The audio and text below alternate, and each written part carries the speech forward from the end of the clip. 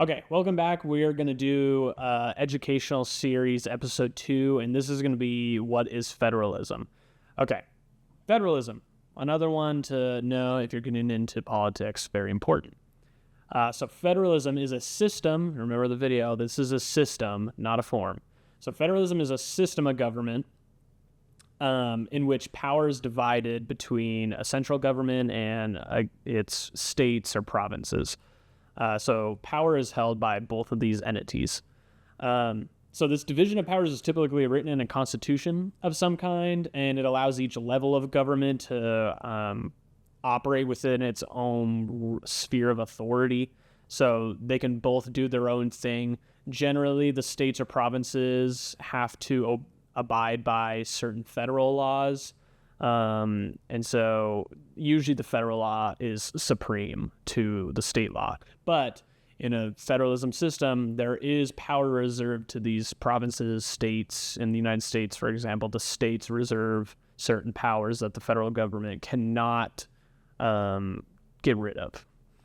So again, federalism is not to be confused with a form of government such as democracy.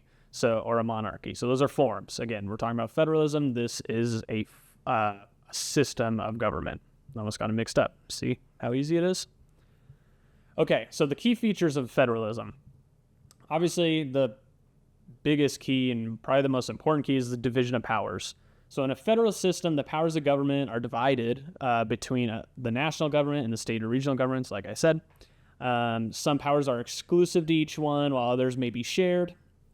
So, for example, in the United States, the federal government has the exclusive power to regulate interstate commerce, which is essentially when states interact with each other and, if there are any goods being traded between the state, that's regulated by the federal government. So a state can't just decide, Montana can't just decide, I'm going to tax California for the goods that they're bringing in or whatever, and vice versa. No, they can't do that. That's all regulated by the federal government.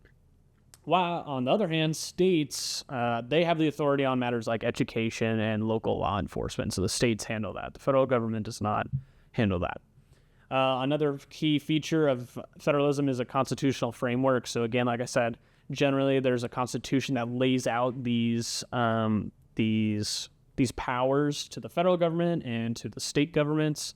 That way there's no confusion. And it lays out responsibilities of each and whatnot. There's also another key feature is autonomy of regional governments. So in a federal system, regional governments, such as states, have a degree of autonomy and can exercise certain powers independently of the central government. So this autonomy is protected by the Constitution that is written. And the central government cannot unilaterally, the central government cannot just decide to alter the powers of the regional governments. It's not allowed. And then, of course, another that I kind of touched on, another feature is a supremacy clause. So a supremacy clause is essentially a clause, or you could call a clause also, a law or a rule, where the federal government, its laws are supreme to the state laws. So, for example, the supremacy clause of the Constitution in the United States ensures that federal law takes precedence or takes authority. It takes, what else would you want to call it? It's supreme to state law. So if it were to come down to a state law, if a state law were to essentially come in conflict with a federal law, the federal law would win over, and the federal law would be supreme. Another key feature is flexibility and cooperation. So federalism allows for flexibility in governance. So as regional or state governments can tailor policies to specific needs and preferences of that area of their population. So which is very unique.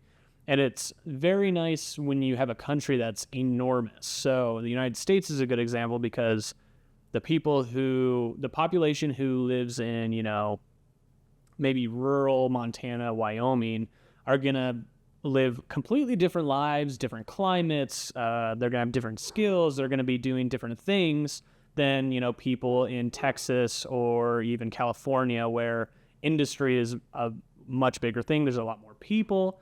And so California they can curate their laws to accommodate for their population, for what their people need, versus Montana and Wyoming and more rural places they have the autonomy, they have their right to create laws that are better for their people. And so that's what's nice about a federalist system, is each state has an autonomy to make their own laws. Again, as long as the Constitution grants that power to the states, which generally it does. But there can be constitutions within a federalist system that may grant more power to the central government. But then that leans more unitary, which is for another video. So essentially that is a federalist system, and that's what federalism is. Again, I would say the biggest key of this video is federalism is simply the separation of powers from states and a federal central government. And remember, it's a system. So this is, not a form. This is not democracy. We're not talking about how power is held and how decisions are made. This is how the power is divided. And again, in a federalist system, the power is divided. It's not unitary where the power is not divided. It's held by one group or one person. A federalist system, the power is split between the states and the federal government. That's simply what it is.